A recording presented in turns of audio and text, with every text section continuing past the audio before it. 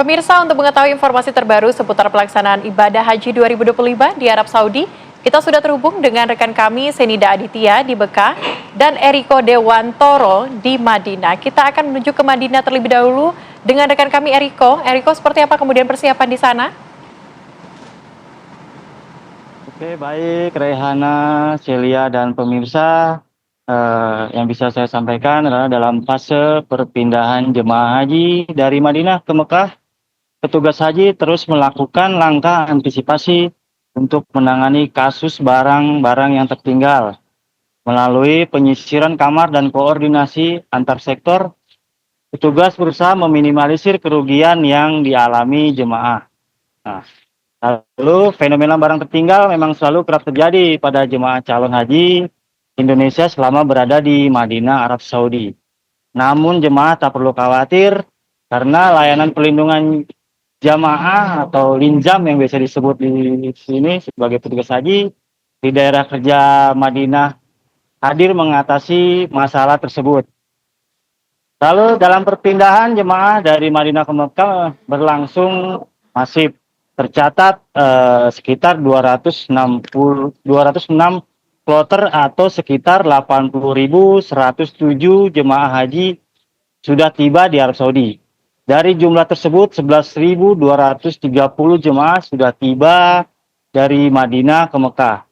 Nah, di tengah skala logistik yang besar, fenomena barang tertinggal memang masih selalu terjadi. Barang seperti tas, koper, kursi, roda, ponsel, atau HP, bahkan uang tunai kerap ditemukan tertinggal baik di hotel ataupun di kawasan Nabawi. Lalu petugas haji pun sempat berkata pada saya bahwa mengaku berhasil membawa 2 kantong plastik besar saat melakukan sweeping. Barang-barang yang mereka kumpulkan antara lain sandal, kaos, botol air minum hingga makanan ringan. Barang-barang yang ditemukan akan didata berdasarkan embarkasi, lalu kemudian diserahkan kepada linjam sektor masing-masing untuk dijemput. Jika jumlahnya sedikit bisa dijemput langsung, namun jika banyak sekitar harus menyiapkan kendaraan jemaah. Jadi jemaah yang merasa kehilangan barang tak perlu panik atau berasumsi barangnya dicuri. Ada kemungkinan barangnya hanya tertinggal dan sedang diproses untuk dikembalikan. Nah, dalam mengatasi persoalan tersebut, Layanan Perlindungan Lanjam ini memang sistem koordinator lintas sektor terstruktur mulai dari sektor 1 hingga 5 daerah kerja Madinah.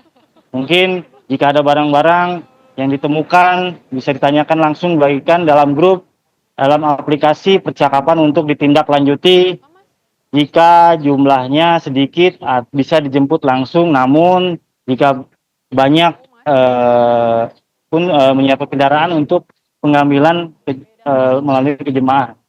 Jemaah juga untuk diimbau untuk membawa identitas untuk menandai barang dan informasi lengkap seperti nama kloter, embarkasi hingga hotel agar pelacakan bisa dilakukan lebih cepat.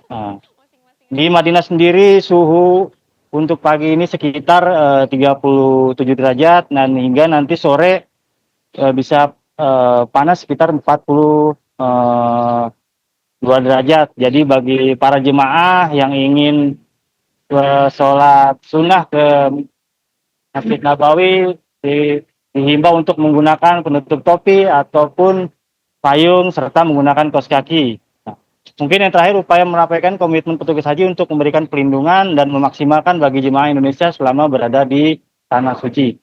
Mungkin yang itu bisa saya sampaikan, kembali ke studio.